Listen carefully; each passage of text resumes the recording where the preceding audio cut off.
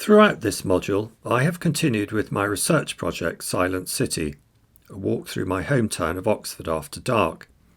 I began nearly a year ago now in a documentary and indexical mode, almost as classic street photography.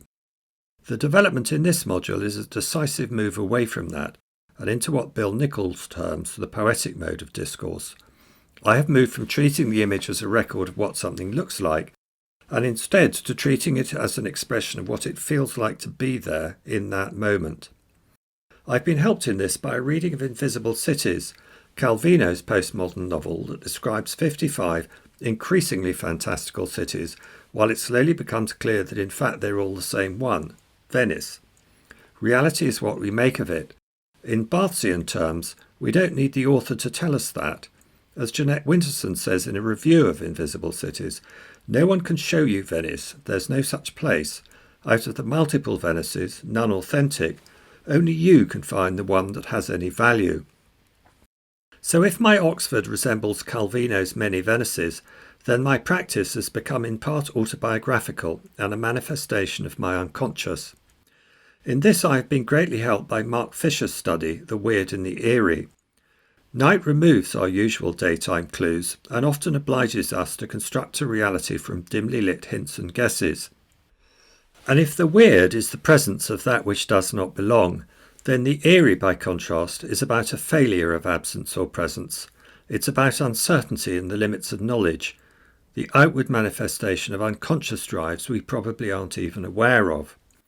So rather than trying to nail things to the wall with documentary, I am photographing uncertainty, chaos and incompleteness.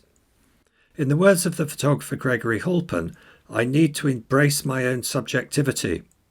As Halpin points out, what's interesting to him about the world is its chaos and contradiction, the way opposites can be so beautiful in relation to each other.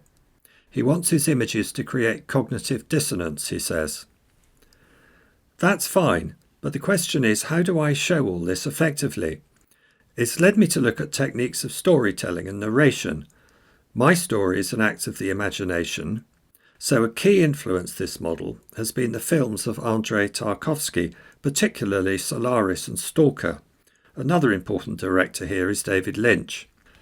Tarkovsky's films are all about a zone, one of alterity, the eerie, the weird.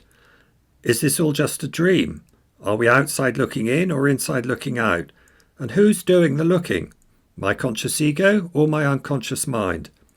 Both Tarkovsky and Lynch employed powerful techniques to convey these uncertainties, making use of frames, holes, tunnels, windows, doorways, all to suggest portal moments when one world meets another.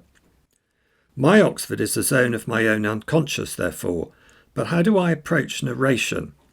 I've been looking at both what Bill Nichols has to say about the poetic mode of discourse and at the work of other photographers like Alex Soth, Jerry Johansson and Kraz Clement. Johansson interests me because his work too, like mine, is usually devoid of people, but he also employs a clever technique of double narration.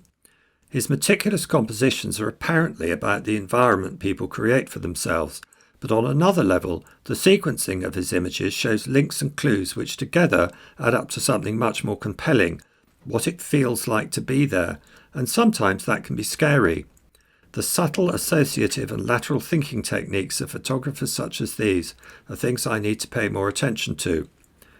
Another aspect this module has been looking at adding sound to my project in the manner of Brian Eno's soundscapes, or even a kind of psychogeography of sound suggested by the practice of Angus Carlyle.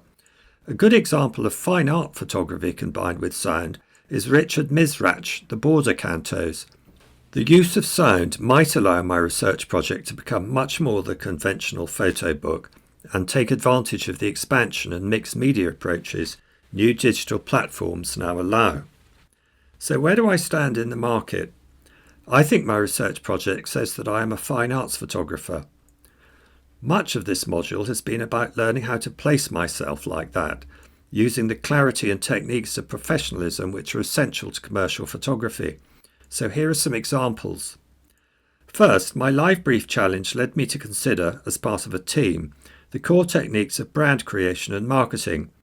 This has been invaluable in helping to define a brand, my own or anyone else's, by stating what unique benefits it offers, what it stands for, what values it promises to deliver, and the brand image that will permeate all communications. Commissioning editors won't hire you without that information. Second, it has led me to look at the image I project as a photographer. I've begun to revamp that in line with a more professional approach. So, I've made my Instagram feed more businesslike by concentrating only on personal projects. I've revised my portfolio website and I've had some business cards printed. This is only a beginning, I know. While presentation is vital, ultimately nothing beats personal networking. I've also looked at how to stay fresh and creative.